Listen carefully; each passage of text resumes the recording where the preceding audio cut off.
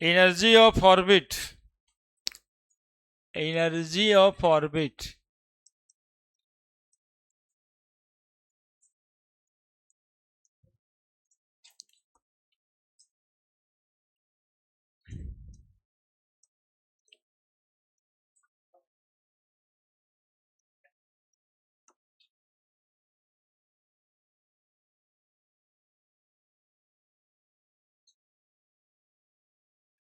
Positive charge और पहला orbit,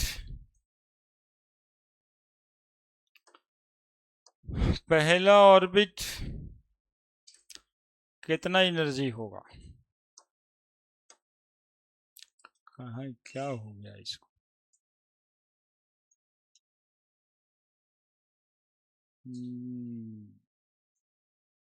ऐसा है।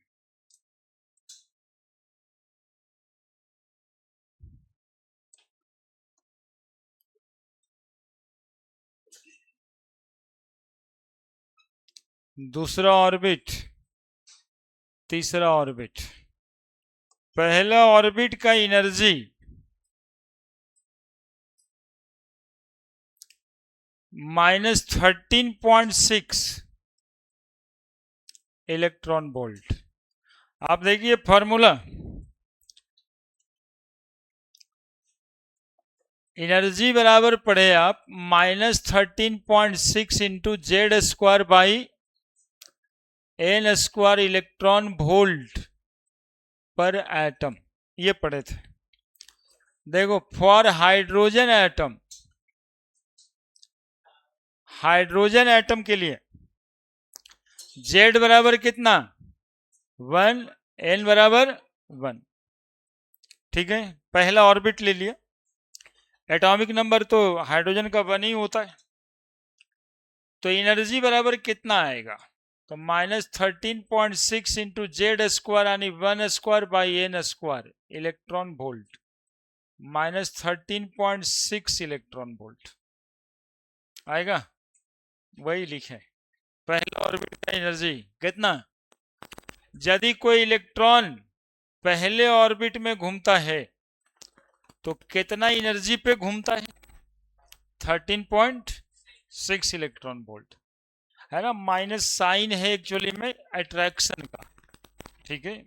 नेगेटिव जैसे वेक्टर में पढ़ रहे थे, डायरेक्शन बता रहे हैं कि वो अट्रैक्टेड है न्यूक्लियस की तरफ।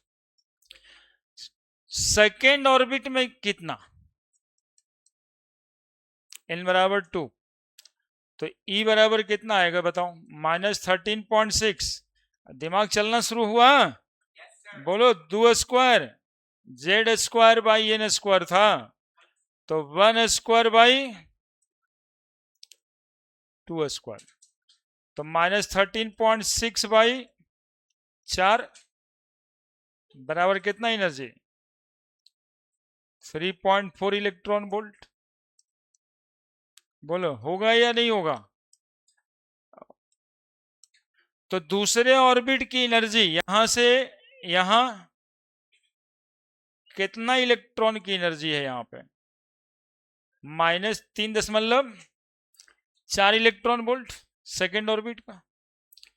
थर्ड ऑर्बिट का इफ n बराबर 3, तो एनर्जी बराबर -13.6 इंटू जेड स्क्वायर, बोलो कितना स्क्वायर?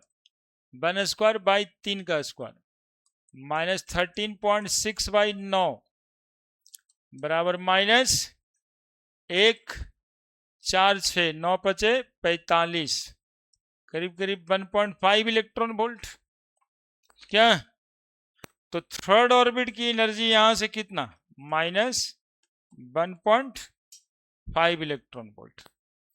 फिर इसका रेशियो निकाल दो, E1:E2:E3, कितना रेशियो आता है? पहला ऑर्बिट का एनर्जी -3.6, बोलो ना जी, लोग इतना इंसेन कैसे हो जाता है? -13.6 बाई 4, -13.6 बाई 9। रेशियो निकालने के लिए क्या करना पड़ता है? जो सब में कॉमन है उससे डिवाइड करना पड़ता है। 13.6 से डिवाइड कर दो, माइनस भी साथ में ले लो। 13.6 गया 1:1/1/, ये एनर्जी का रेशियो होगा। 1:1/4:1/। कहने का ये मतलब होगा कि जो पहला ऑर्बिट में एनर्जी होगा वो तीसरे ऑर्बिट में उसका 1/9वां भाग होगा, दूसरे ऑर्बिट में उसका 1/4 भाग होगा, और ये सारे एटम में ऐसा ही रेशियो आएगा।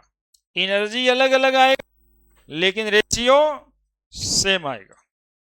Energy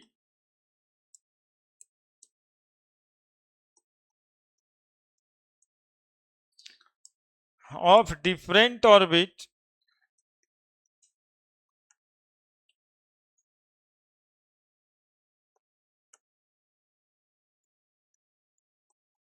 in different atom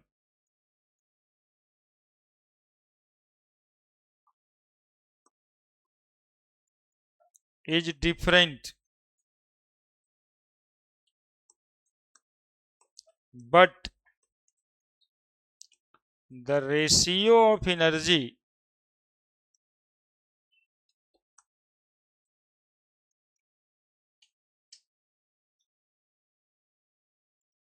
in all cases are same। लिखिए,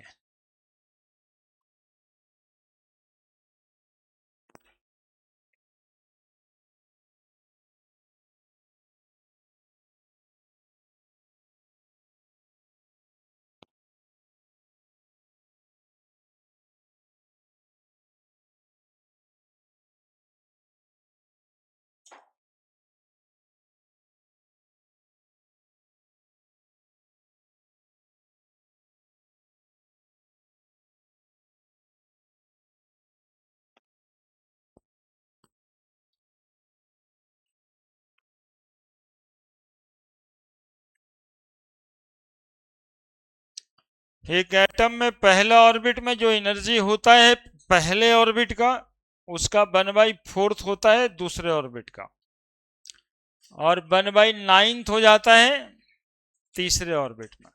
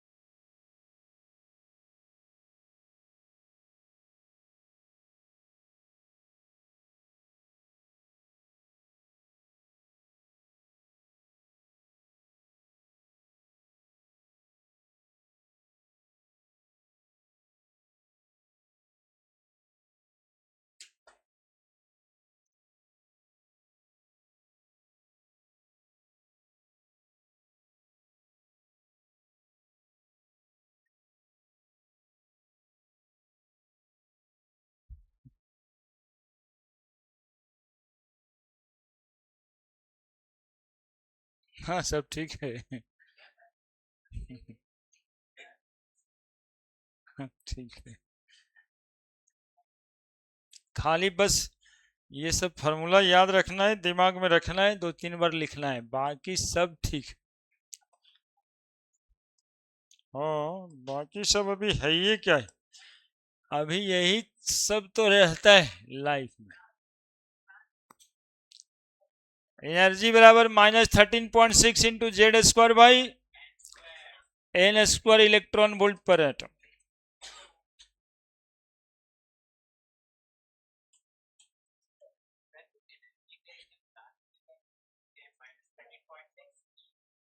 हम्म हम्म वो वहां पे नहीं लिखे हैं, वहां फार्मूला में लिख ही दिए तब हो न गया। यूनिट है वो, पर मोल बढ़ जाएगा, 6.022 से गुना हो जाता है। तो पर एटम ही पूछता है जनरली। लिख दिया? ये दिखाई दे रहा है? Energy of different orbit in different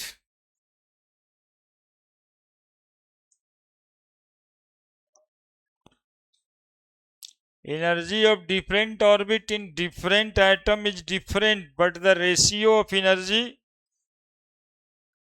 in all cases are same.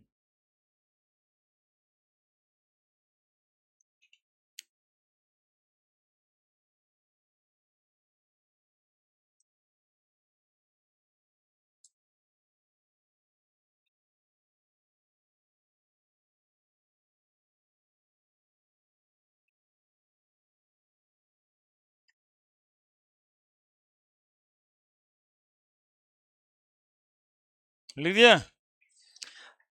Same कहने का मतलब समझा ना कि हीलियम एटम का भी जब निकालेंगे ना तो एनर्जी तो अलग अलग आएगा, लेकिन रेशियो क्या आएगा? सेम आएगा। वो हीलियम निकाल लो, लिथियम निकाल लो, एनर्जी अलग अलग आएगा लेकिन रेशियो सेम आएगा। थोड़ा सा और इलेक्ट्रॉन वोल्ट को जूल में कन्वर्ट कर देते हैं। ठीक है, एक इलेक्ट्रॉन वोल्ट में कितना जूल? 1.6 into 10⁻⁻19 joule.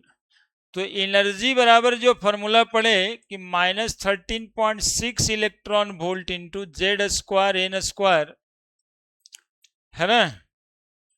तो -13.6 गुना करेंगे 1.6 इंटू 10⁻⁻19 से into Z square by n square, क्या लिखेंगे? Joule per atom.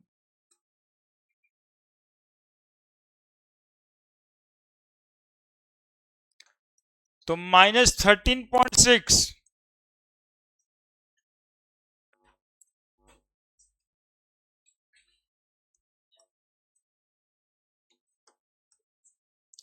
21.76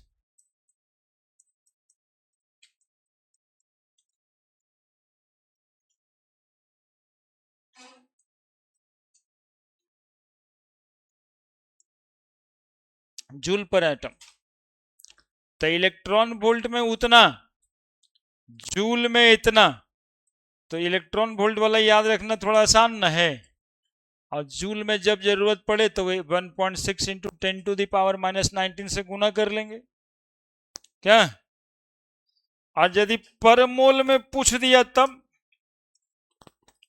तो -21.76 इंटू 10⁻⁻19 गुना 6.022 into 10⁻23 Z square by n square joule per mole. क्या करो गुना?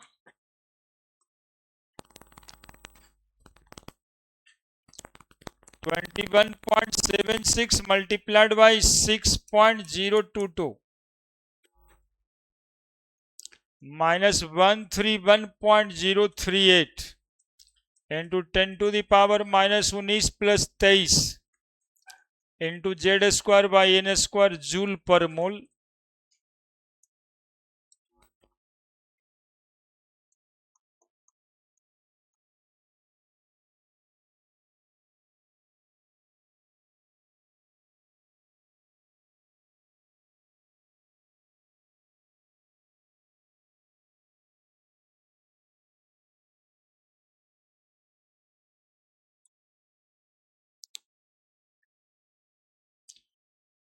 कुछ नहीं समझाया गया है, बस इलेक्ट्रॉन वोल्ट में ये वैल्यू होता है,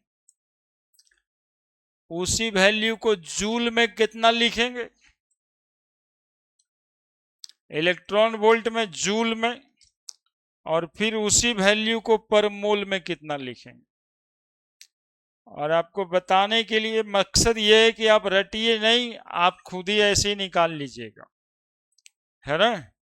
कि एक इलेक्ट्रॉन वोल्ट बराबर 1.6 इंटू 10⁻⁻19 जूल होता है, तो गुना कर देंगे तो निकल जाएगा जूल में। पर मोल कह रहे हैं तो 6.022 से गुना कर दें, निकल जाएगा जूल पर मोल में। याद कौन सा रखेंगे हम लोग? यही वाला इलेक्ट्रॉन। आसान है क्या?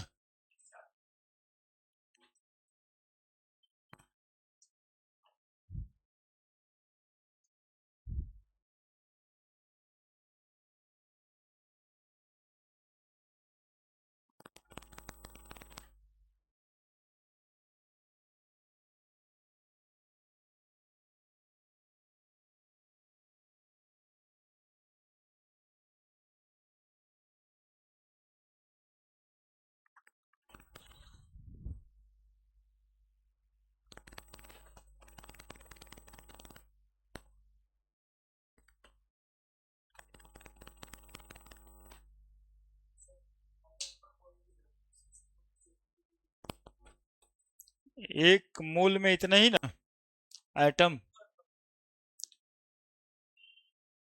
एटम पर मॉलिक्यूल क्या होता है? एक मोल एटम में कितना एटम पर मॉलिक्यूल? ये सब अलगे अलगे नशा करता है। एक मोल एटम में इतना एटम पर मॉलिक्यूल क्या? एक मोल मॉलिक्यूल में इतना मॉलिक्यूल।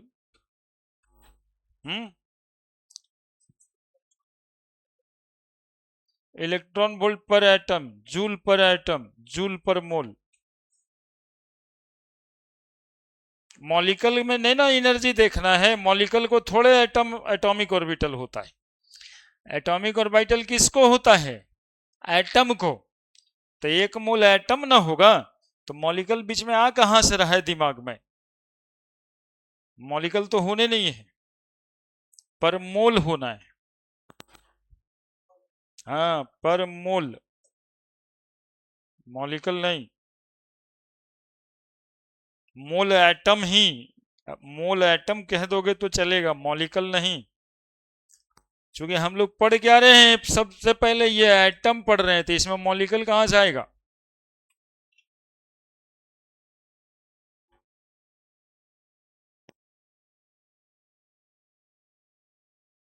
माने समझ रहा है कि एटम होता है तो मॉलिक्यूल होना चाहिए? नहीं, वो वाली बात नहीं है। एक एटम, एक मोल एटम, एक एटम और एक मोल एटम का एनर्जी है ना, एक मोल एटम का एनर्जी है ये। बड़े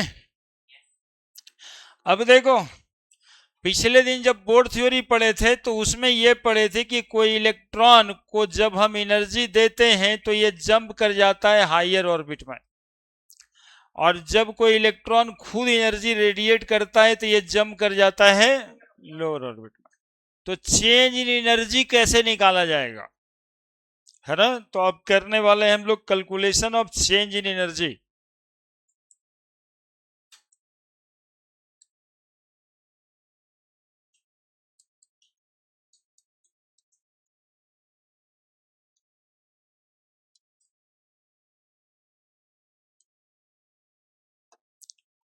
और ये तीसरा कैलकुलेशन है। बचा पहले समझ लेना फिर उतारना। देखो डेल्टा ई बराबर पढ़े थे E2 माइनस E1, पढ़े थे ना, जहां पे E2 energy of higher orbit और E1 energy of lower orbit. E2 energy of higher orbit और E1 energy of lower orbit. देखो डेल्टा ई बराबर अभी भी जूल वाला वैल्यू पड़े -21.79 इंटू 10⁻⁻⁰ अभी आया था ना 7 से। चलो ठीक है, 10⁻⁻⁰ देखते रहना, अभी खाली देखना है। इंटू कितना जेड स्क्वायर बाई जूल में, ठीक है। E2 के जगह लिखना है हमको, तो N2 लिख देते हैं क्या। E2 ऑर्बिट का एनर्जी माइनस E1 का energy 21.76 into 10⁻⁻19 into Z square by N1 square, ठीक है। हाँ माइनस तो लगेगा, ठीक है। अब जरा रीअरेंज कर लें इसको खोल के, डेल्टा ई बराबर -21.76 इंटू 10⁻⁻19 गुना Z square by N2 square minus minus plus 21.76 into 10⁻⁻19 गुना Z square by N1 square. Z में Z1 Z2 नहीं लिखना है क्योंकि एटम तो सेम ही होगा, वो प्लस वाले को आगे कर लो 21.76 इंटू 10⁻⁻19 गुना Z square by N1 square minus 21.76 into 10⁻⁻19 गुना Z square by N2 square. अब बोलो कॉमन ले लें, 21.76 इंटू 10⁻⁻19 कॉमन, और क्या कॉमन, जेड स्क्वायर भी कॉमन, क्योंकि जेड तो सेम ही होगा एक एटम का, 1/N1 square minus 1/N2 square. इस फॉर्मूले से आपको निकल जाएगा जब एक इलेक्ट्रॉन दूसरे ऑर्बिट में कूद के जाएगा तब कि कितना एनर्जी लगेगा, है ना। कितना एनर्जी का चेंज होगा जब एक इलेक्ट्रॉन एक ऑर्बिट से कूद के दूसरे में। अब देखो ये ध्यान में रहे कि सर E2 और E1 बनाए हायर और लोअर ऑर्बिट, ई ना कि सेकेंड और फर्स्ट ऑर्बिट लिखे हैं। यहां पे N1 और N2 जो लिखा हुआ है क्या है, N2 क्या है, नंबर ऑफ, बोलो एक बार, नंबर ऑफ हायर ऑर्बिट। अब जैसे पांचवा से तीसरा में कूद रहा है तो N2 बराबर 5 ले लेना है, हायर तो 5 ही है हायर ऑर्बिट, और N1 ले लेना है नंबर ऑफ लोअर ऑर्बिट।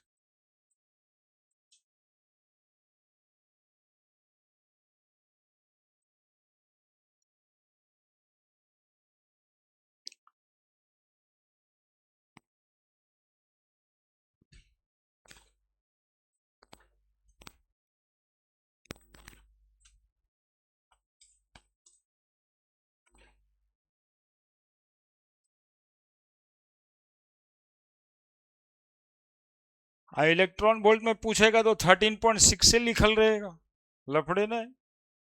लेकिन ये वाला जो एनर्जी चेंज है ना, आपके सिलेबस में जो क्वेश्चन देखते हैं हम लोग, उसमें सब में जूल लिखा हुआ है, इसलिए उसको जूल में बताएं। जब एक ऑर्बिट का पूछेगा तो इलेक्ट्रॉन वोल्ट में लिखा हुआ है सब क्वेश्चन, और जब चेंज एनर्जी पूछने लगता है तो जूल में पूछने लगता है। और एक वो क्वेश्चन एनसीईआरटी में है जिसमें पर मोल भी निकालना है, तो वो हम निकाल दिए, वो क्वेश्चन ही बनाए हैं।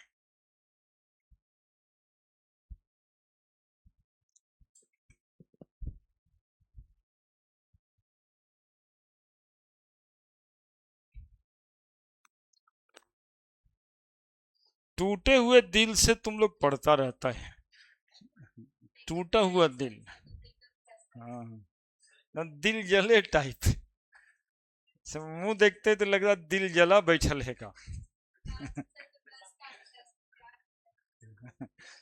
हाँ खुश रहना चाहिए, हाँ सर, हाँ सर, पढ़ना चाहिए। मुंह देखते तो लग रहा दिल टूटा है सब, उसको दिल जले बोलते हैं। हाँ, हाँ,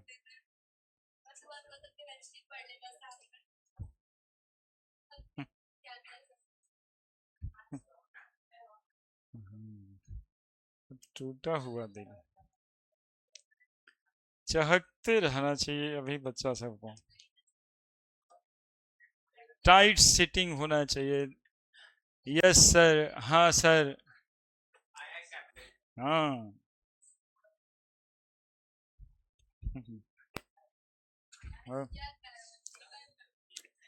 चेंज इन एनर्जी। अब एक ठो एनर्जी चेंज हम लोग निकाल के भी देख लेते हैं। आपके एनसीईआरटी में भी क्वेश्चन है कि पांचवा से तीसरा में कूदते हैं तो कितना एनर्जी का बदलाव होता है। अब इसी से लिखें, अपने से ना बना दें। लाई हम सोच तो रहे थे अपने से बना देते हैं, और इतना लंबा चौड़ा लैंग्वेज क्या लिखें। है यहाँ पे देखो ये वाला सवाल।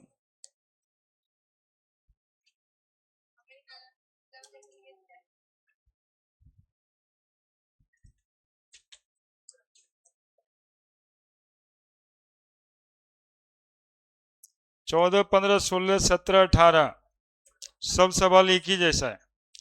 19 है ना, दो यहाँ से देखो 14, 15, 16, 17, 18, 19 सब बन जाएगा।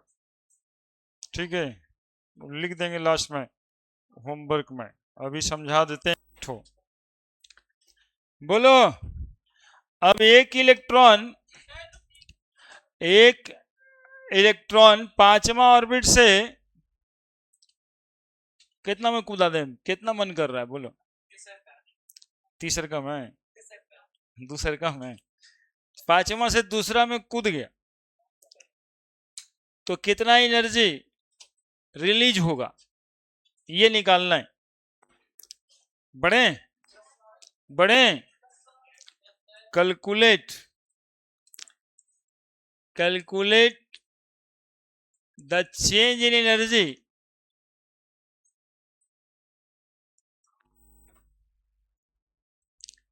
when an electron jump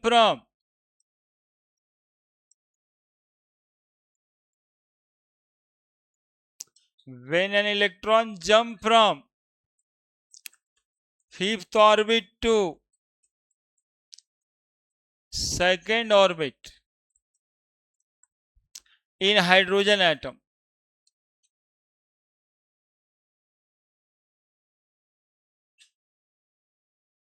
hydrogen atom में पांचवा ऑर्बिट से दूसरा ऑर्बिट में इलेक्ट्रॉन कूद गया तो हाई से लोअर में कूदा है तो एनर्जी रिलीज होगा, तो चेंज इन एनर्जी निकालना है।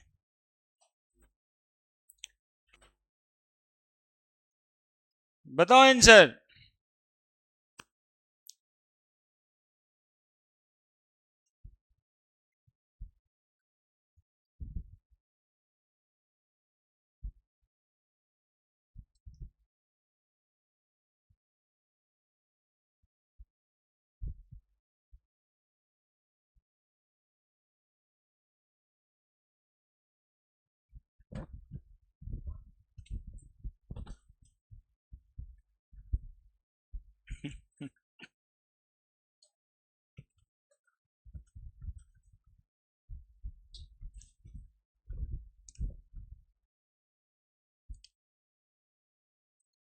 बना ही सकता है, N1 N2 खाली रख देना है।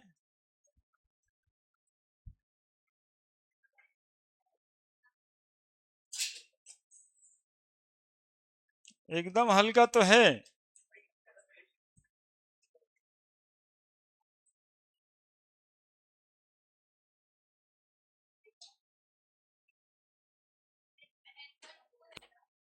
हाँ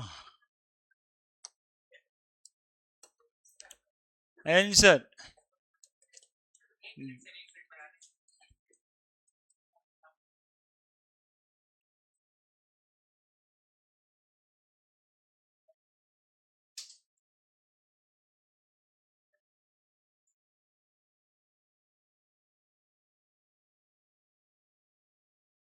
बनाओ। कितना आया?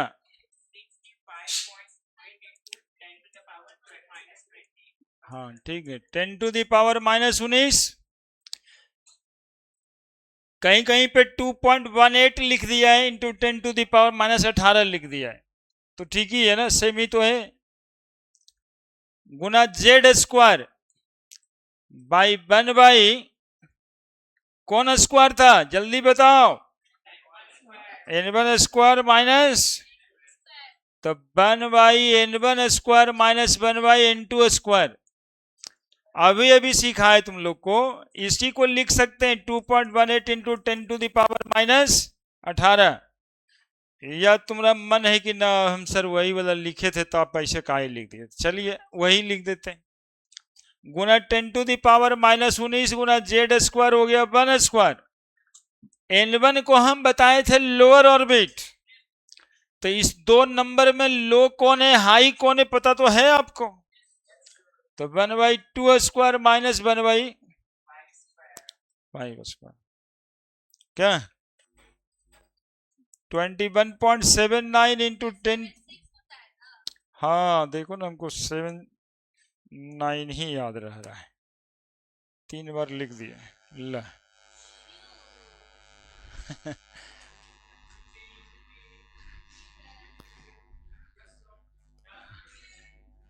अरे वाह,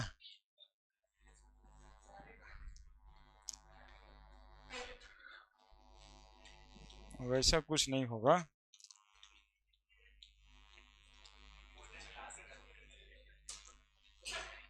एक तो सप्ताह में 3 दिन क्लास होता, उसमें भी तुम लोग रद्द करा देगा तो कैसे चलेगा। लोग क्लास बढ़ाने वाले हैं हम, घरे में क्या करता रहता है। कुछ कुछ क्लास बढ़ा देने वाले हैं ताकि आते जाते रहेगा, करते हैं।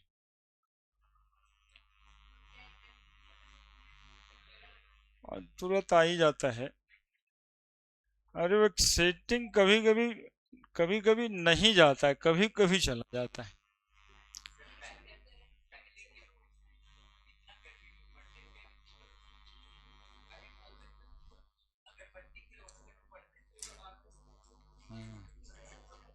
हम ही लोग कब मेहनत किए हैं, पहले पेंसिल और वो रहता था वो ब्लैक बोर्ड और डस्टर।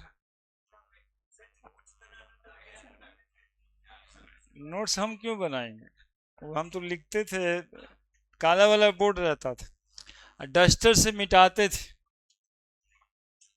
पूरा वाइट वाइट हो जाता था। फिर आया वो व्हाइट बोर्ड पे इंक वाला मार्कर होता था। तो इंक वाला मार्कर होता था, वाटर बेस होता था, पानी से मिटता था। तो एक ठो मग और कपड़ा रखे रहते थे पानी में भिंगा के, और उसको पोंछते थे और फिर उसको निचोड़ते थे। नहीं टाइम नहीं लगता था, लेकिन हाथ जो है ना पेंटर जैसा रहता था, इसमें कभी ब्लू कभी ब्लैक। फिर तीसरा बार आया जिसमें वाटर इंक बेस नहीं था, वो ईथर बेस इंक था, तो वो केवल सूखा कपड़ा से ही उड़ जाता, वो हाथ में लगता नहीं था। वो तीसरा डेवलपमेंट था। चौथा डेवलपमेंट ये हुआ, यानी 4th सीरीज में चल रहे हैं हम लोग, और ये हर 5 साल में ही बदल जा रहा है। अब क्या आएगा, इस बीच में प्रोजेक्टर टाइप का एक चीज आया था, लेकिन वो डेवलप नहीं कर पाया, वो स्कूल में भी ना डेवलप किया। ई वाला डेवलप कर गया, ये हम लोग अच्छा भी लगता है। हाँ, इस पे लिखना थोड़ा आसान है, स्मूथ रहता है, लेटर में चमक है, इसलिए बच्चों को भी दिक्कत नहीं होता है। पहले थोड़ा सा दिक्कत हो जाता था, चमकता कम था, तो वहां पे क्या लिखे। अब बच्चा तो कहता हाउ का लिखे हैं सर। हम लोग कहते थे ये वाला नहीं सर, हाउ सर। तो हम लोग ऐसे करते थे। अब ये 5 साल 7 साल से नहीं होता है। चलिए यहाँ तक तो बचा, आ ही गए। 1/n1² minus 1/n2²। अब 21.79 इंटू 10⁻⁻19 गुना 1² 2² माइनस 1/5²।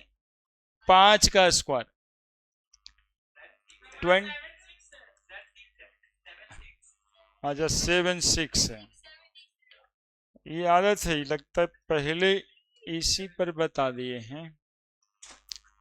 अच्छा वो अगला बार हम चेंज ही कर देते हैं। 10⁻⁻19 गुना 1/4 माइनस 1/25, ठीक है। तो 21.76 इंटू 10⁻⁻19 गुना एलसीएम ही तो लेना है 4। हाँ 21.76 इंटू 10⁻⁻19 गुना 21/100। क्या क्या ही दिक्कत है? बोले कोई दिक्कत नहीं है। कितना आया? सबको आया होगा 21.76 मल्टीप्लाइड बाई 21, 456.96, 456.96 इंटू 10⁻, अभी तो फिलहाल 19 ही है, और यहीं पे बटा 100 कर देते हैं क्या। तो 4.56 इंटू 5696 लिखना है, सब लिख दो, 10⁻⁻19 जूल। इतना अमाउंट ऑफ एनर्जी इस केस में रिलीज होगा, है ना। रिलीज और एब्जॉर्ब भी ऑप्शंस में दे देता है कि रिलीज हुआ कि एब्जॉर्ब हुआ। तो चूंकि बाहर से कूद रहा है अंदर की तरफ, तो अमाउंट ऑफ एनर्जी रिलीज होगा, है ना। बन जाएगा ऐसा सवाल, सब बन जाएगा। अब जितना इलेक्ट्रॉन कूदाना है कूदाते रहिए, कोई लफड़ा नहीं। कभी कभी इन्फिनिटी कह देता है तो वो और आसान है, n2 हो जाएगा इन्फिनिटी का स्क्वायर, तो इन्फिनिटी मतलब तो 0 हो गया। अब कितना आसान है, तो एलसीएम ना करना पड़ा, है ना। तो इन्फिनिटी वाला क्वेश्चन आपके एनसीईआरटी में है 2.14 2.15 14 15 16 17। इसी कॉन्सेप्ट से बनेगा, एनर्जी का क्वेश्चन है एनसीईआरटी का। वो आप अपने कॉपी में होमवर्क लिख के रख लीजिए और जाके बनाइए, और नहीं बने तो हमसे पूछे, अगले दिन इस टॉपिक का डीपीपी देंगे। तब उससे क्या होगा कि आप ऑब्जेक्टिव क्वेश्चंस भी बना लीजिएगा। अभी और हमको बताना है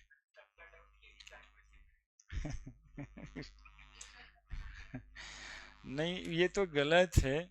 डाउट सही में रहे तो ठीक है, अब बनाए ही नहीं और सर को बोले कि आप ही सब बना दीजिए तो ठीक ही है। हम लोग तो उसके लिए तैयार ही हैं, हम लोग तो करते ही वही है। लेकिन ये मामला स्पून फीडिंग का बनता है ना, अपने से कुछ कर ही नहीं रहा। कैलकुलेशन ऑफ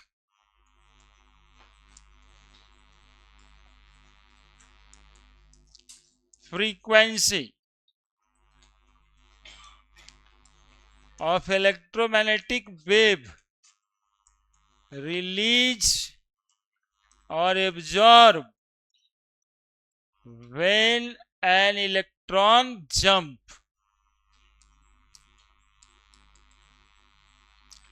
टेक्नोलॉजी की वजह से पढ़ाई थोड़ा आसान हो गया पहले के कंपैरिजन, लेकिन पढ़े वाला बच्चा थोड़ा कमजोर हो गया। हाँ, देखा हाँ यही एक जो मोबाइल बीच में आ गया, उसको लिया जाता सिर्फ पढ़ने के लिए। पापा एकदम जानते हैं कि अब पढ़ेगा कैसे जब मोबाइल नहीं रहेगा। डे फर्स्ट से पढ़ना है, और हम लोग जो पढ़ाए उसी का वीडियो अपलोड करते हैं, तो देखे वाला बच्चा 2 गो मिलता है, 1 गो मिलता है, मतलब देखे भी नहीं कोई किया, हाँ देख लेता है। तो बोलना चाहिए ना हम सब वीडियो अपलोड कर देंगे। हमको तो लगा बीच में कोई देखता ही नहीं, तो अब क्या ही करना है इसको। पिछले बैच में 10-20 गो मिलता था देखने वाला, 20-20 ठो। हम थोड़े उसका ऑनलाइन प्रचार कर रहे हैं कि हम कोर्स बेच रहे हैं, कुछ ऐसा तो कुछ कर नहीं रहे। हम आप ही के लिए सब करते हैं। ये पढ़ाने के बाद भी 10-15 मिनट उस अपलोड करना पड़ता है ना, 3-4 GB का। पिछले दिन एक बच्चा है वो टेलीग्राम चैनल भी बना दिया है ना। तो मेहनत तो कर ही रहे हैं सब लोग, है ना। अब वो थोड़ा मेहनत कर देगा तो प्रॉपर सब कुछ चला जाएगा उस पर, और हम से होता नहीं है। लेकिन वो उससे भी तो जा सकता है, लेकिन पढ़े वाला पढ़े तब ना।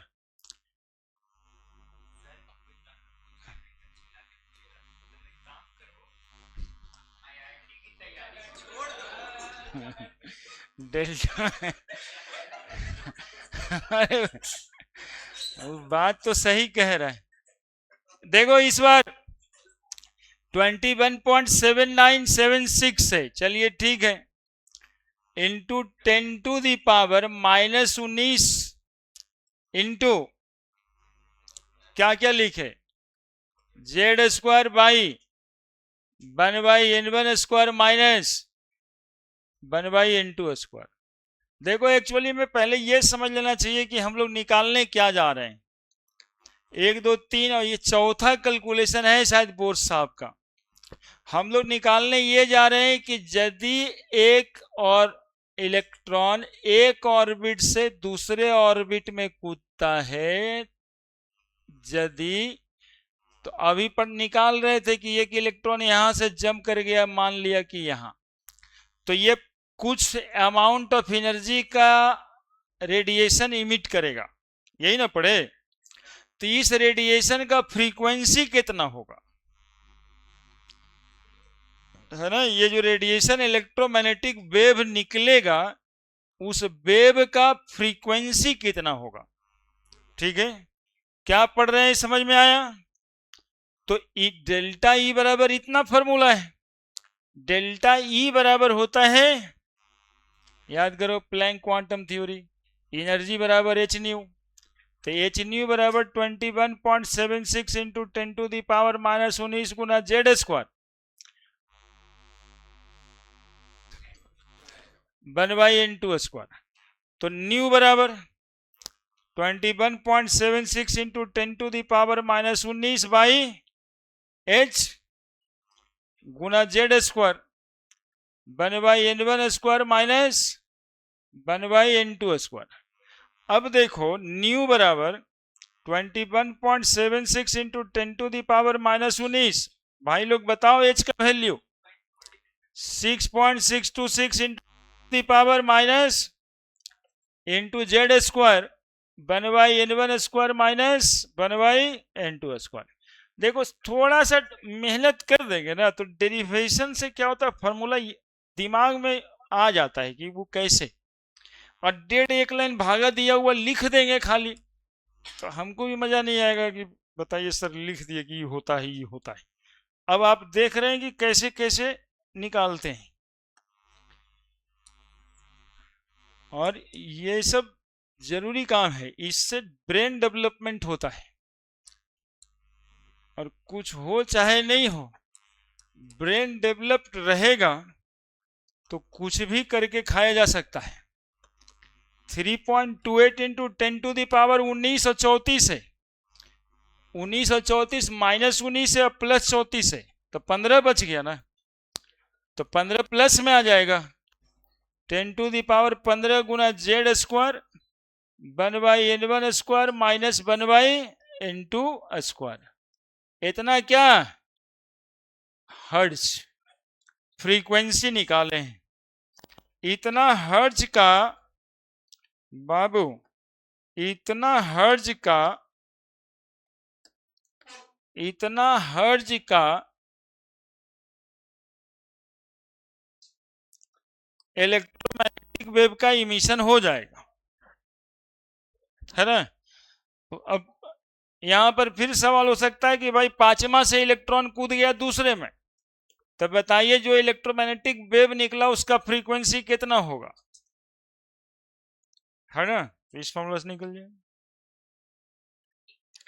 या कहिए सर कि यही फॉर्मूला लगाएंगे उससे एनर्जी निकाल लेंगे, एनर्जी निकाल करके ये फ्रीक्वेंसी निकाल लेंगे, वो भी सही है। तो ये ऑब्जेक्टिवली काम आएगा यदि पूछ दिया तो।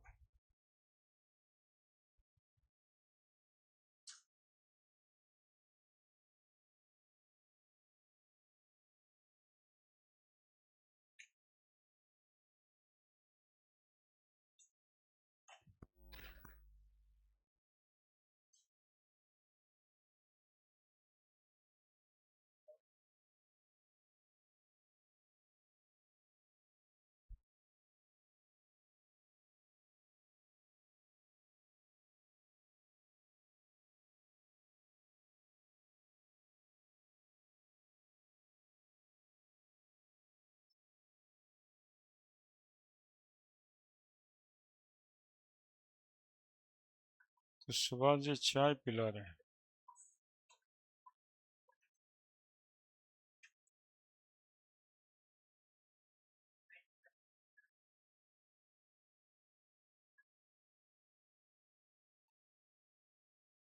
हाँ बोलिए,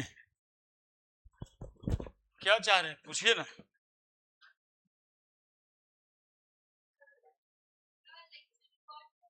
हम्म,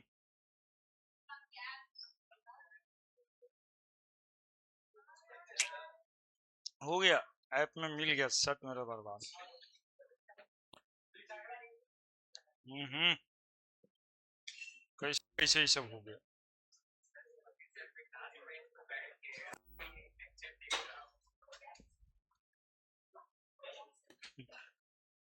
YouTube चैनल पे सब वीडियो तो मिल ही जाना है।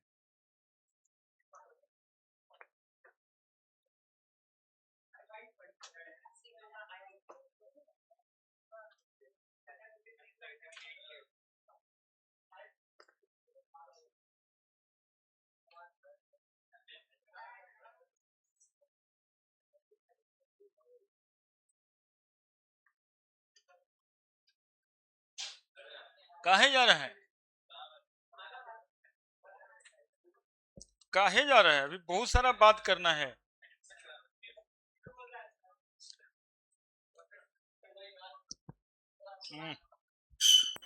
जाओ, अब देखिए 2 दाग हो गया चाय पीने का। चलिए आगे बढ़ते हैं।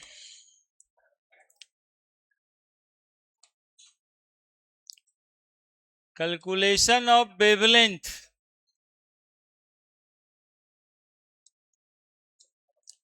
Of electromagnetic wave.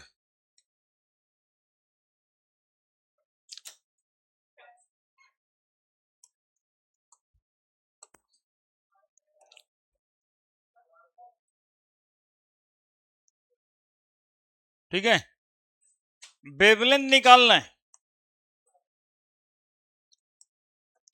फिर उसी से निकलेगा डेल्टा ई बराबर हम लोग पढ़े ना 2.18 इंटू 10⁻⁻18 कर देते हैं, इस बार कर दें, वही वैल्यू है into Z square 1/n1 square minus 1/n2 square. देखा, इसीलिए कहते हैं आईटीएन ब्रेन चाहिए। कैसे होगा कितना चिल्लाता है। यही बतवा को यदि लिखे थे 2.18 तो कितना परेशानी था।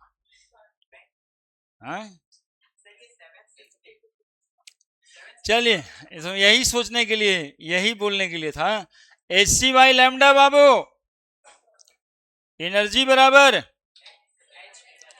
एच बाई लैम्डा है ना।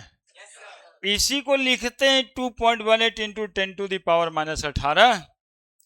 हम चाह रहे थे दोनों वैल्यू लिख दें, तो आपके किताब जो अलग अलग लेंगे आप, उसमें दोनों वैल्यू दिखने को मिलेगा। अब एनसीईआरटी में 2.18 ही है, 21.76 10⁻⁻19 गुना Z square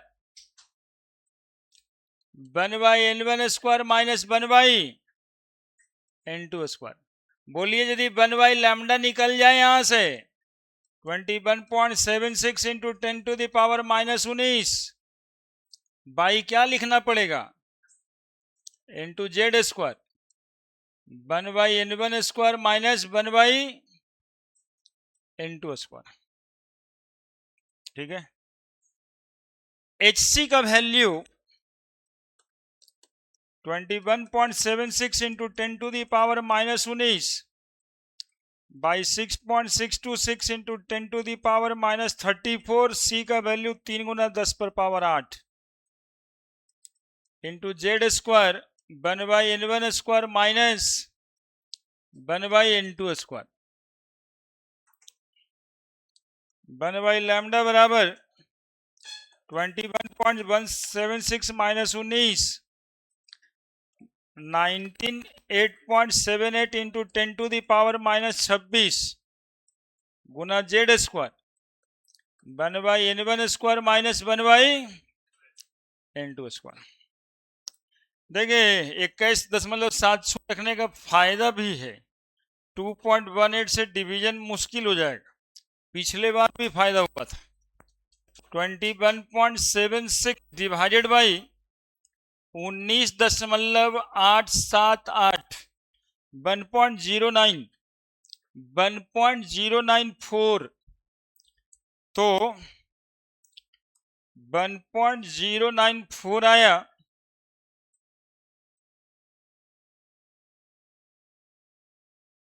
one by lambda is equal to 1.094, 09 तक याद रखना, फिर आगे लेके बढ़ने से फायदा नहीं है। Into 10 to the power minus 19 plus 26 into Z square 1/n1 square minus 1/n2 square 1/लैम्डा बराबर 1.09 into 10 to the power minus 7 की plus 7 into Z square 1/n1 square minus 1/n2 square per metre 1/लैम्डा, लैम्डा का unit metre. जानते हैं आप, इस formula को हम लोग कहते हैं रैडबर्ग फॉर्मूला,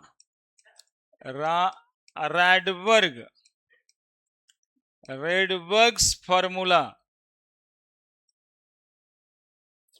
है ना, जिससे कि वेवलेंथ निकलता है 1.09 into 10 to the power 7 10 to the power 7 पर मीटर को कहा जाता है रैडबर्ग कांस्टेंट। मतलब आपको हम रैडबर्ग कांस्टेंट भी निकाल के ही दिखाएं, है ना। वैसे स्टेशनरी फॉर्मूला लिखा हुआ है आपकी किताब कॉपी में, RH into Z square 1/n1 square minus 1/n2 square.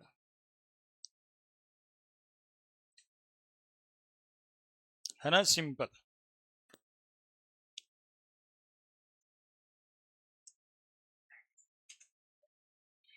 उसके पापा मम्मी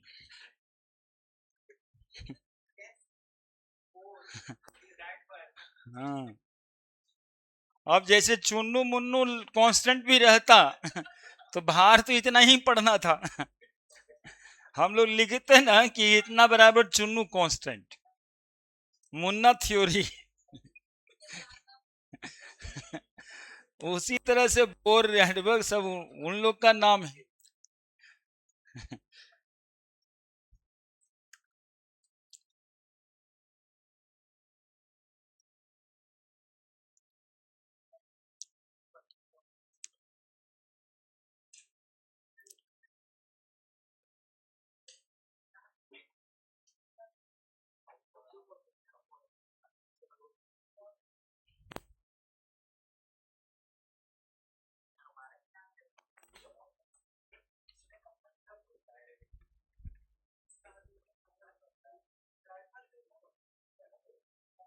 उधर में नाम का मतलब है,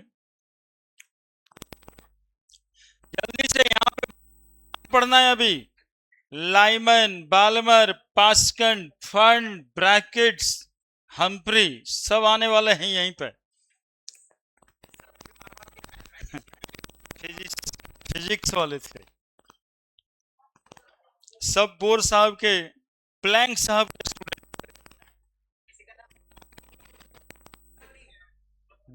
नहीं, वही चुन्नू मुन्नू।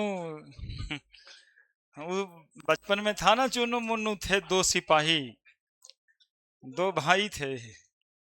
हाँ, अब चुन्नू मुन्नू का जमाना है। अब यहाँ पे दिल जले टाइप के लोग हैं। हाँ, और क्या क्या बोलता, कुचू पुचू बोलता है ना।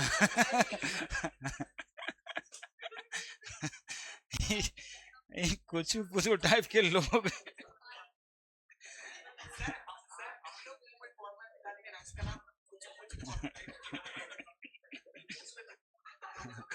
हाँ,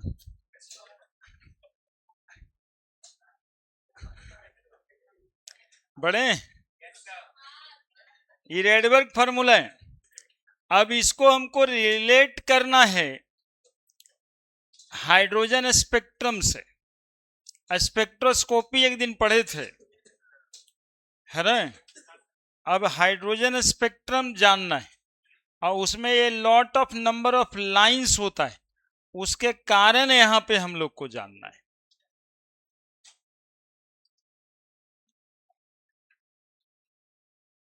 ठीक है बड़े,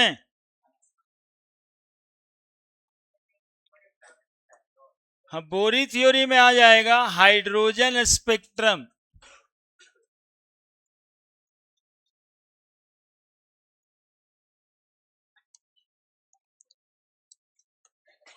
ठीक है, देखो याद करो,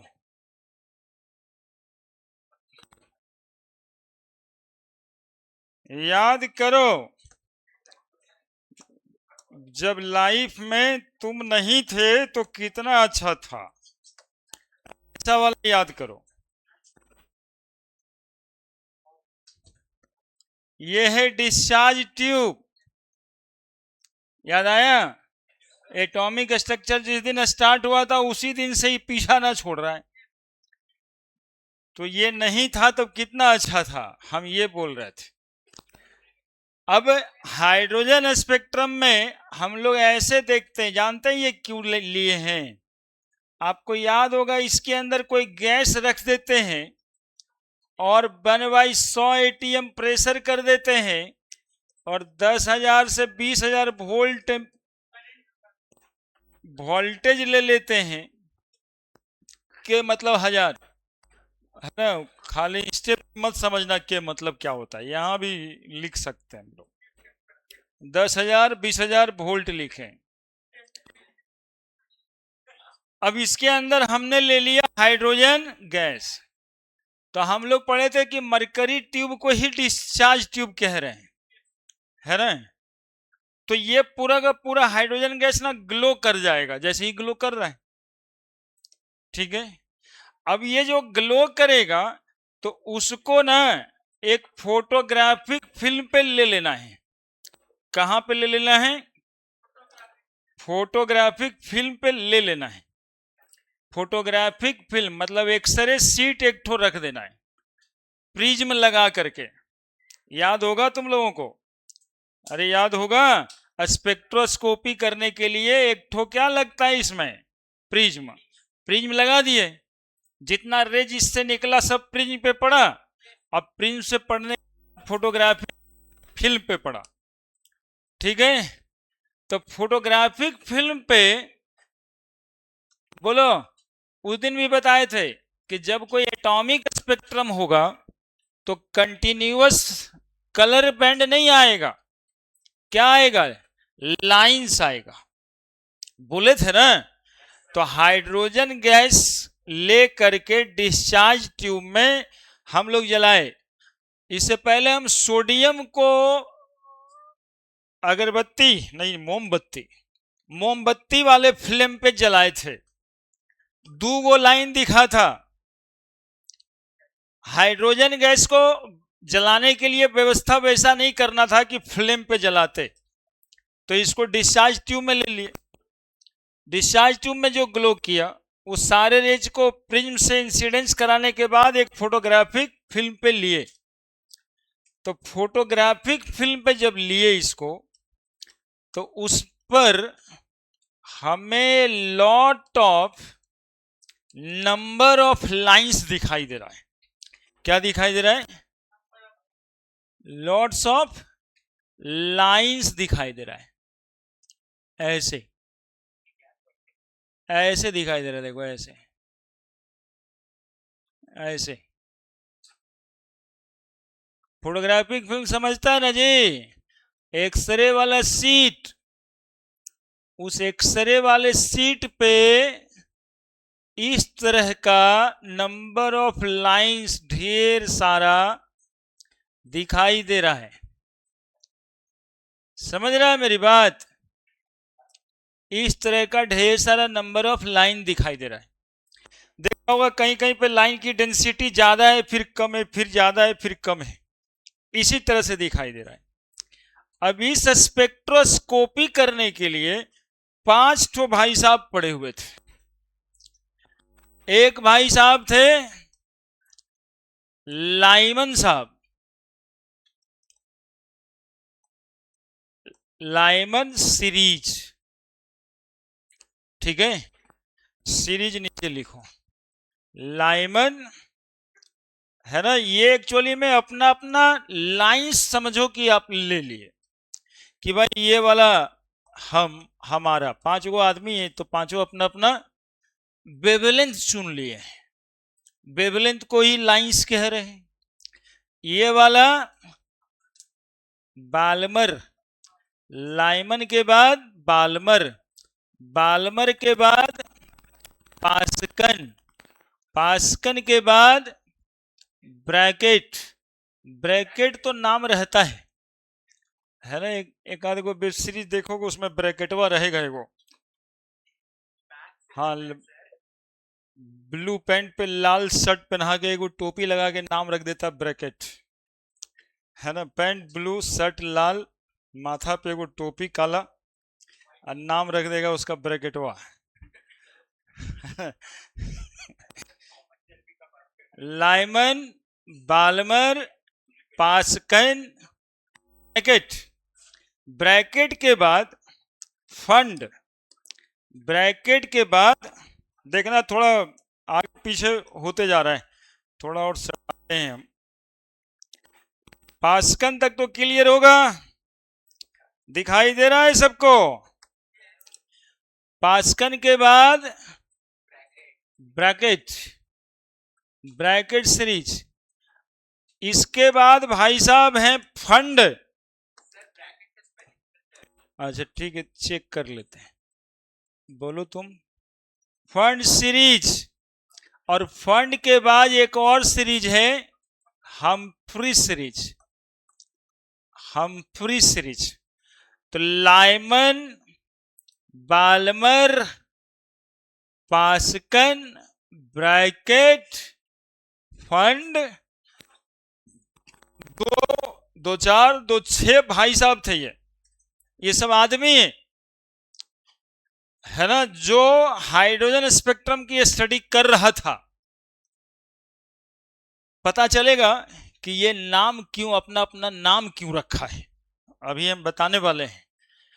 अभी हाइड्रोजन स्पेक्ट्रम देखेंगे, इसमें यह पढ़ना है आपको कि हाइड्रोजन गैस को जब डिस्चार्ज ट्यूब में लेके गर्म किए हाई वोल्टेज और लो प्रेशर पर, तो जो रेज निकला उससे, उसको प्रिज्म पे इंसिडेंस करा करके फोटोग्राफिक फिल्म पे ऑब्जर्व किए, तो फोटोग्राफिक फिल्म पे ये lot of number of lines obtain हुआ। This spectrum is called as hydrogen spectrum. पहले तो ये जानना है, फिर हम लोग अभी अभी जानेंगे कि वाई ये lot of number of line, इतना सारा नंबर ऑफ लाइन क्यों ऑब्टेन हुआ हाइड्रोजन स्पेक्ट्रम में।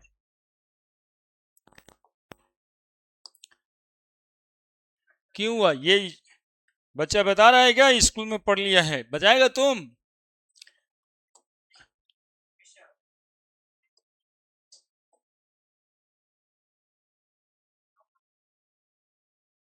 हाइड्रोजन स्पेक्ट्रम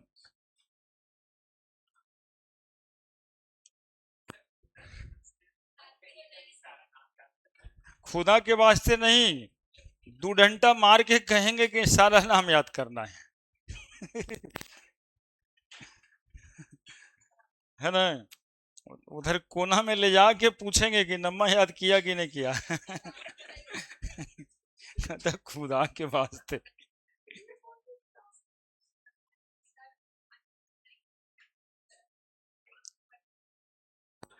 नाम याद रखना है। क्वेश्चन आते हैं कि लाइमन सीरीज का वेवलेंथ बताइए, और नाम नहीं याद रखिएगा तो कैसे होगा। क्वेश्चन जिस मूड में आता है वो बात तो करना ही पड़ेगा ना, क्या लिखे, व्हेन हाइड्रोजन गैस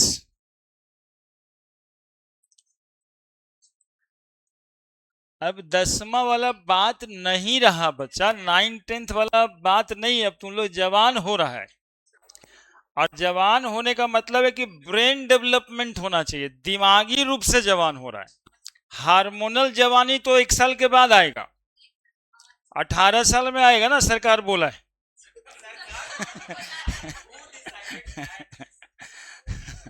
तो सरकारी नियम यही ना है जी।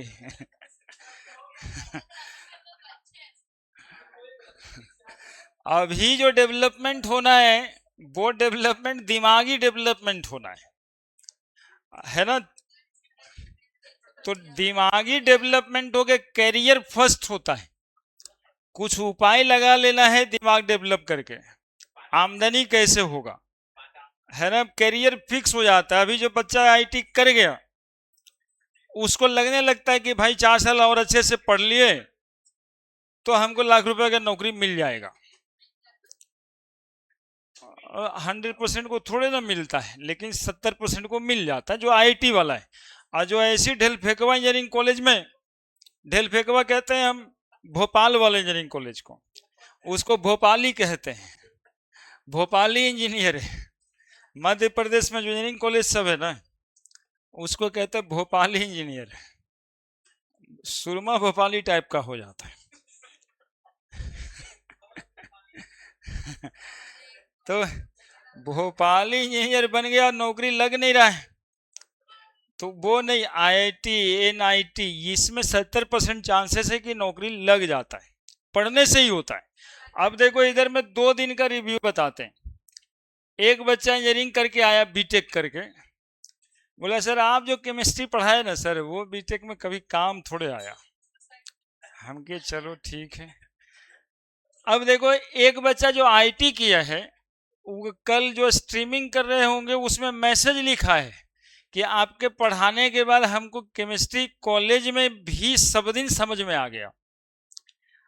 अब बताइए कि वो जो बीटेक करके हमको बता रहा था कि यार केमिस्ट्री का कोई दरकार ही नहीं था बीटेक में, वो 4 साल नहीं पढ़ा है, उसको सिलेबस तक नहीं पता है, पढ़ना क्या था ये नहीं पता है, वो सेटिंग किया है सब दिन उस सेमेस्टर एग्जामिनेशन पास करने के लिए। अब वो भी कहता है हमको नौकरी चाहिए। कैसे दे दे नौकरी तोरा भाई, तुमको जब सिलेबस नहीं पता था, अरे सेमेस्टर में जाता ही थर्मो केमिस्ट्री आता है,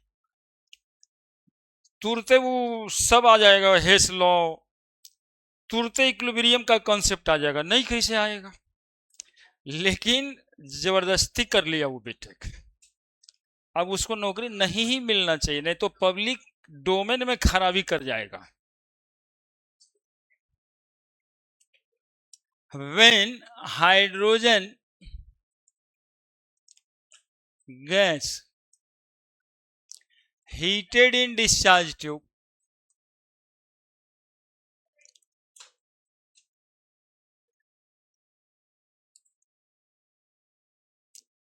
the emitted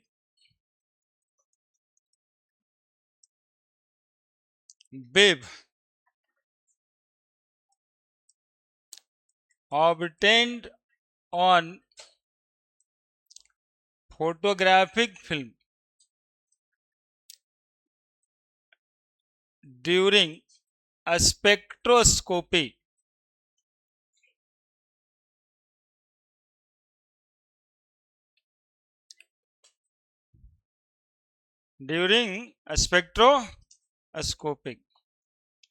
there are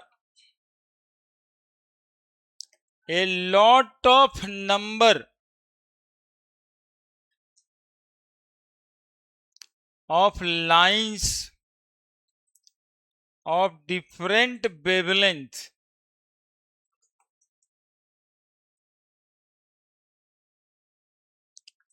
obtained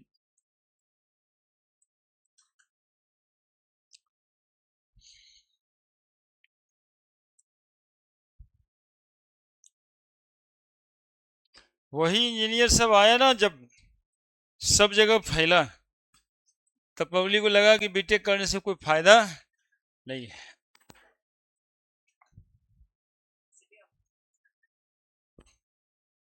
और गलती उसका है यार।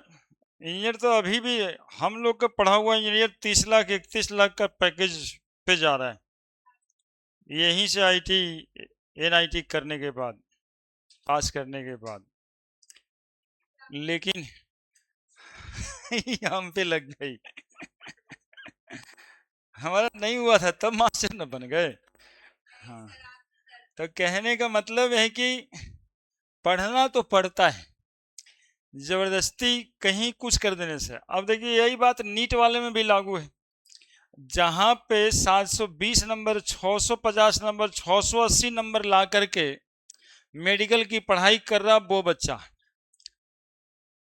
और एक ठो 220 नंबर पे ला करके बाबूजी जबरदस्ती एडमिशन करवा दिए वो बच्चा। अभी ये कितना कम है नॉलेज में।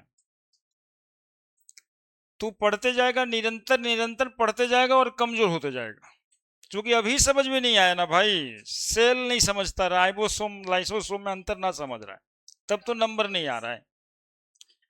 अब पूरा मेडिकल पढ़ा दीजिए उसको, और उसके बाद कहिए भाई कैसन डॉक्टर है बताइए, ठीक नहीं होता, तो कैसन डॉक्टर होगा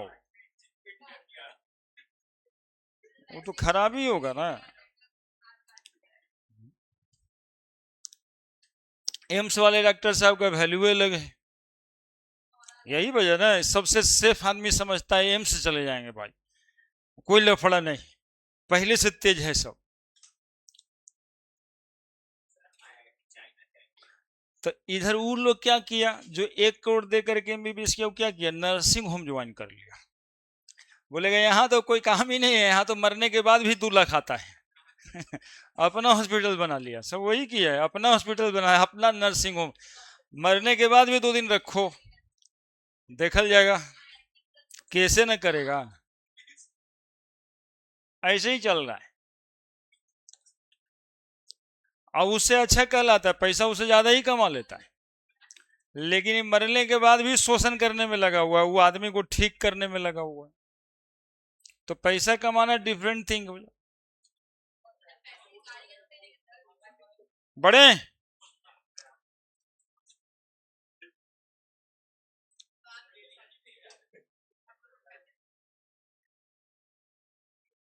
ऐसे ही 2 साल पहले एक तो दोस्त है हमारे, उनके बच्चे का 3 साल 4 साल पढ़ाने के बाद भी नहीं हो रहा था नीट, तो एडमिशन करा दिए NSIT बिहटा वाले में।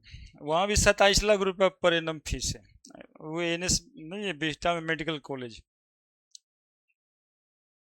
27 लाख रुपया पर ENM लगता है वहाँ पे। अब देखिए बच्चा कैसन ने, पहला दिन गया कॉलेज, दूसरा दिन आया, पापा को बोला ना जाएंगे कॉलेज। बोला अब क्या हुआ, अरे 40-50 लाख रुपया लगवा दिया, कहता कॉलेज नहीं जाएंगे। अरे स्कॉर्पियो N दीजिएगा तब जाएंगे। अब वो भाई साहब बड़ा प्रॉब्लम में कि सर देखिए ना, ऐसे ऐसे समझाइए इसको, ये कॉलेज नहीं जाएगा, 5 दिन से बैठल ऐसे करेगा तब कैसे चलेगा। वो बोला ना ना, जेबे नहीं करेंगे, छोड़िए। अब स्कॉर्पियो N चाहिए, उनको खरीद के दिए भाई साहब, तब गया वो लड़का, अपने चला के जाता, अपने चला के आता है, कितना पड़ता है। आई स्कॉर्पियो N वाला भाई साहब डॉक्टर बनेगा, ये डॉक्टर बनेगा, और तब किस सोच से डॉक्टर बनेगा।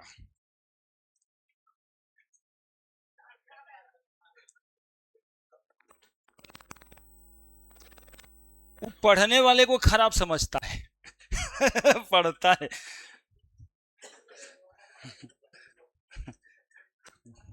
यहीं पे एग्जाम्पल, वो पढ़ने वाले को ही खराब समझता है।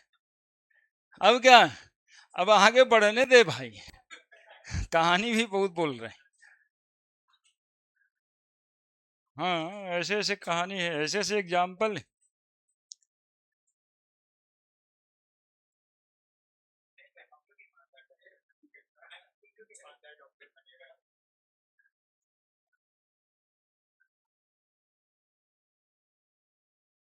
लिख दिया। अब सुनिए, अब हम लोग ये पढ़ने वाले हैं, अब यह 10 मिनट लगेगा इसमें। हम लोग ये पढ़ने वाले हैं कि इसमें इतना नंबर ऑफ लाइन ऑब्टेन क्यों हुआ। Reason for a lot of number of line obtain,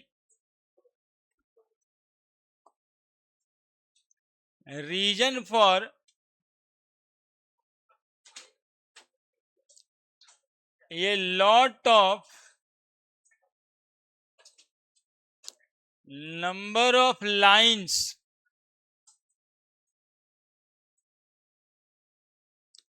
obtained, reason for a lot of number of lines obtained in hydrogen spectrum,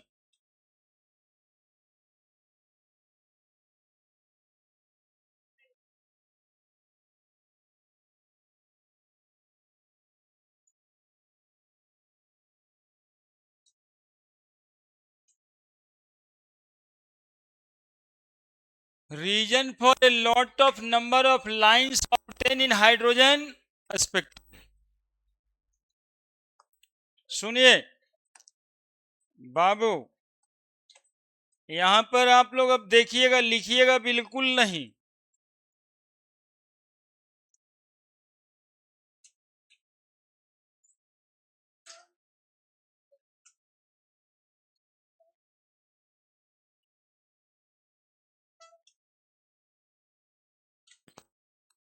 ठीक है, 5 को घर बनाए, सुनना समझना एकदम दिमाग में बैठेगा बात। एक इलेक्ट्रॉन मान लो कि इस 5वें वाले ऑर्बिट में है, ठीक है, ये 5वां ऑर्बिट से पहला ऑर्बिट में कूद गया, यही ना करते हैं। इसके कूदने से एनर्जी रिलीज होती है, इलेक्ट्रोमैग्नेटिक वेव के फॉर्म में एनर्जी रिलीज होती है। उसी इलेक्ट्रोमैग्नेटिक वेव का वेवलेंथ होता है, वही वेवलेंथ उस हाइड्रोजन स्पेक्ट्रम पे लाइंस बन के आता है। तो 5वां घर से पहला घर में कूदने का कितना प्रोबेबिलिटी बनता है? जितना बार ये जंप कर सकता है उतना बार इलेक्ट्रोमैग्नेटिक वेव निकलेगा, उतना लाइन वहां पे ऑब्टेन होगा। एक ही प्रोबेबिलिटी तो नहीं है कि 5वां से पहला पे आ गया सीधा। हो सकता है कि इलेक्ट्रॉन 5वां से चौथा पे कूदे या चौथा से पहला पे कूदे, 5वां से तीसरा पे कूदे, तीसरा से पहला पे कूदे। समझ रहे हैं मेरी बात? 6 गो नाम था, 6 गो घर कम से कम बनाने दो। 6 नाम था ना, 6 गो था ना जी। 6 गो का भाई साहब का एक घर तो कम से कम दें, 6 गो घर बनाने दो, और उसके बाद फिर देखना तब बनाना, अदरवाइज गलती होगा। तरीके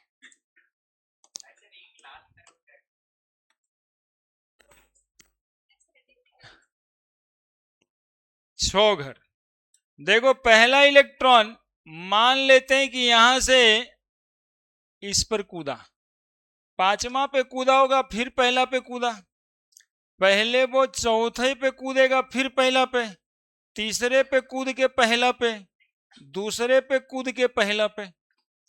तो जब कहते हैं कि 5वां छठा से पहला पे कूदा तो पॉसिबिलिटीज तो है। ऐसा भी हो सकता था ना कि छठा से कूद के दूसरा पे जाता, ये दूसरा पे, ये दूसरा पे, ये दूसरा से, फिर दूसरा से पहला पे। ऐसा भी हो सकता था छठा, ऐसा भी हो सकता था कि छठा से चौथा पे कूदता, छठा से 5वां पे कूदता।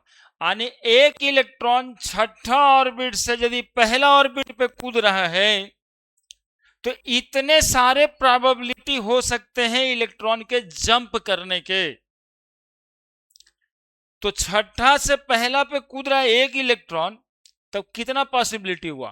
1 2 3 4 5 6 7 8 9 10 11 12 13 14 15 16। तो 16 लाइन वहां पे ड्रॉ हो जाएगा, 16 लाइन ड्रॉ हो जाएगा। अब ये जो 5 आदमी थे, सुनिएगा, सुनते रहिएगा पहले, बोले भाई इलेक्ट्रॉन कहीं से कूद के आए, यदि पहला पे आएगा तो मेरा नाम लिखना पड़ेगा। कौन सीरीज? यहां पर खेला खेल रहे थे भाई लोग। कहीं से कूद के आए, पहला पे आई तो किनका घर गया? वो लाइमन साहब का घर हो गया। लाइमन साहब का वेवलेंथ निकालने के लिए कहेगा तो n1 बराबर 1 लेना पड़ेगा आपको, क्योंकि पहला घर का रजिस्ट्री करवा लिए वो। दूसरे घर का रजिस्ट्री कौन करवाए? बालमर साहब। कहे कि भाई तो दूसरे घर में यदि कोई इलेक्ट्रॉन कूद के आएगा तब बालमर हमको दे दो। तीसरा में पास्कन साहब बोले तब हमरा कौन घर दे रहे हो भाई? पास्कन सीरीज। उसके बाद बताओ स्पेलिंग ब्रैकेट, ब्रैकेट सीरीज। फिर दोनों का कलर बराबर हो गया। दूसरे का बोलो, पी फंड नहीं बोलना है, फंड ही बोलना है, खाली फंड बोलना है। हम बोले थे ना कि मेरे बाद लिखना, तो नहीं समझे। और लास्ट वाला हम्पेरी सीरीज। देखिए यहीं से जो है हिंदुस्तान में बंटवारा का चलन चला है। सब अपना अपना घर बांट लिए, पहला घर दूसरा घर। सबसे कम नाम जाना जाता है हम्फ्री को, इसीलिए लास्ट वाला घर कोई नहीं लेना चाहता। बोले वो प्लॉट है अगुए हम नहीं लेंगे। पहला घर लाइमन साहब, लाइमन बालमर सब ज्यादा लोग जानता है। बाकी जैसे जैसे घर का नंबर घट जाता है लोग भी कम जानता है। अपना अपना मतलब ये बंटवारा कर लिए, पांचों घर का बंटवारा हो गया। सुनिएगा अब n बराबर 1 यानी इलेक्ट्रॉन कहीं से आए, कहां पे आए? 1 पे, तो लाइमन सीरीज। कहीं से आए दूसरे पे आए तब बालमर, कहीं से आए तीसरे पे आए तब, चौथे पे आए तब, पांचवें पे आए तब, छठे पे आए तब, है ना? तो लाइमन सीरीज का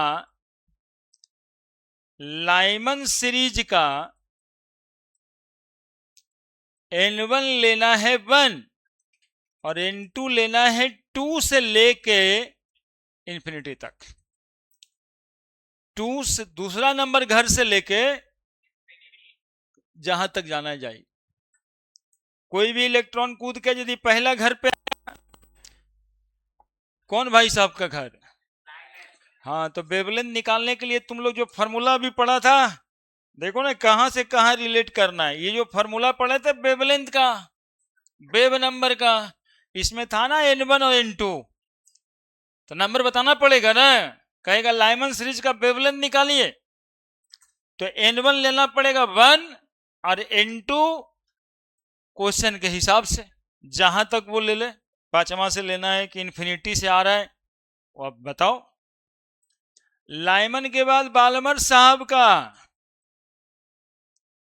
बोलो, n1 बराबर 2, n2 बराबर 3 से इन्फिनिटी,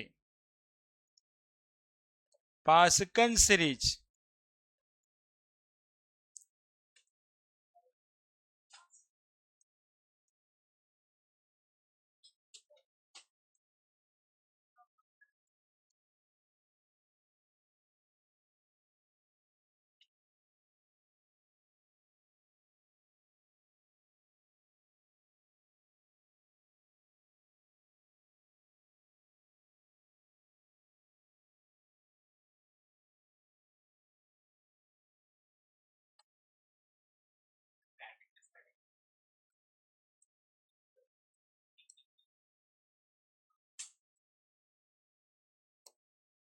इंडिया में पढ़ाया जाता है कि विदेश वाला का नाम गलती लिख दीजिए, कोई दिक्कत ना है।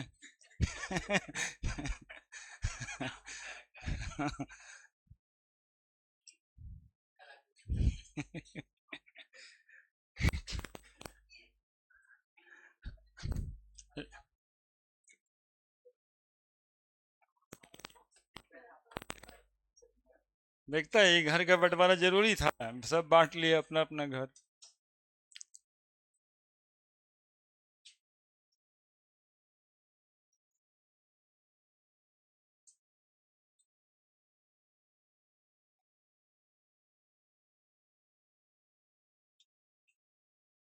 स्कूल में एगो तुम लोग खेला खेलता होगा, पहले घर बना के एक पैर पे जंप करता होगा, उसमें भी 6-9 घर बना लेता था।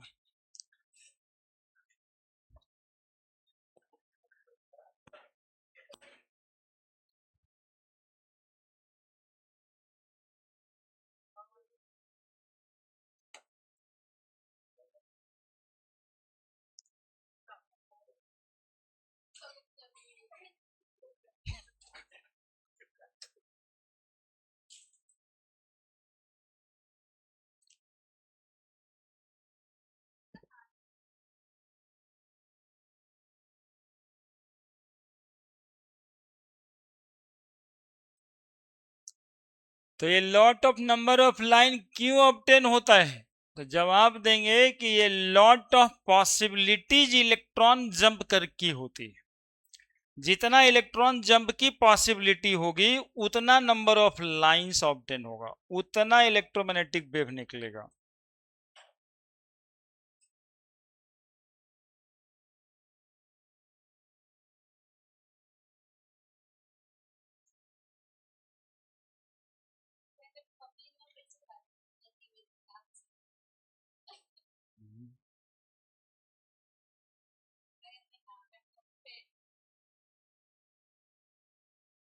लिख ली।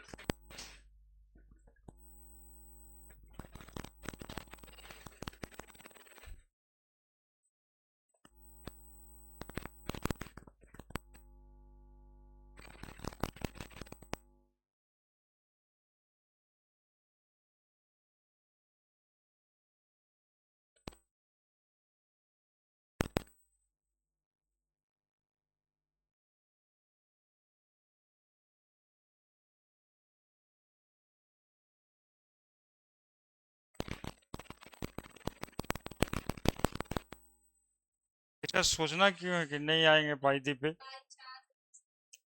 आना ही है।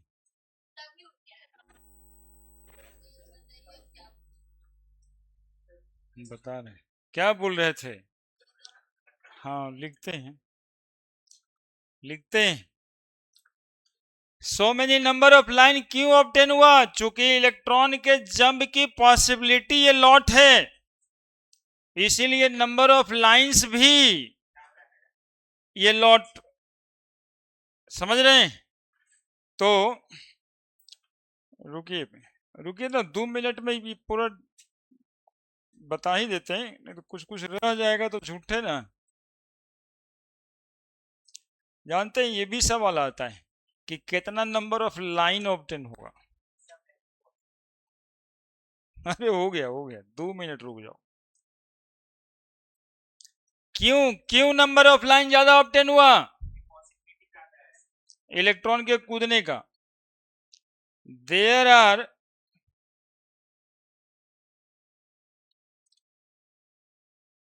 Many possibility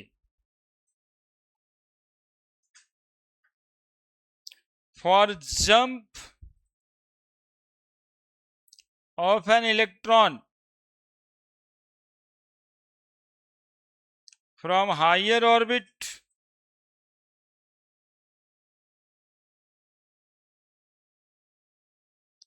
to lower orbit. Each jump of electron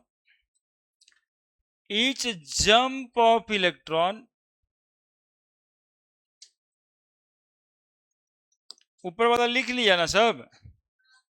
each jump of electron, एक बार इलेक्ट्रॉन जंप करेगा, each jump of electron correspond to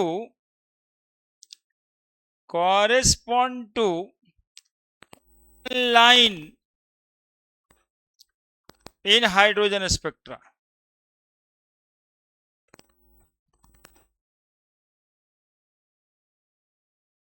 है ना, each jump correspond to one line in hydrogen spectra, so many number of lines are obtained.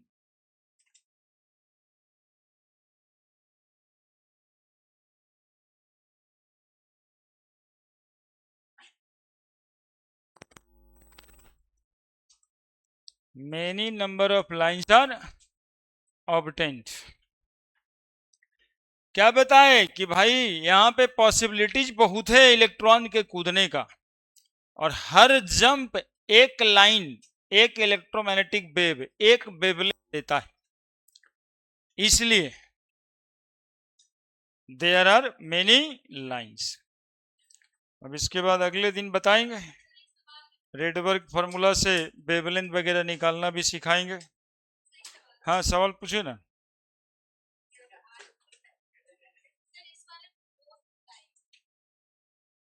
दो line है,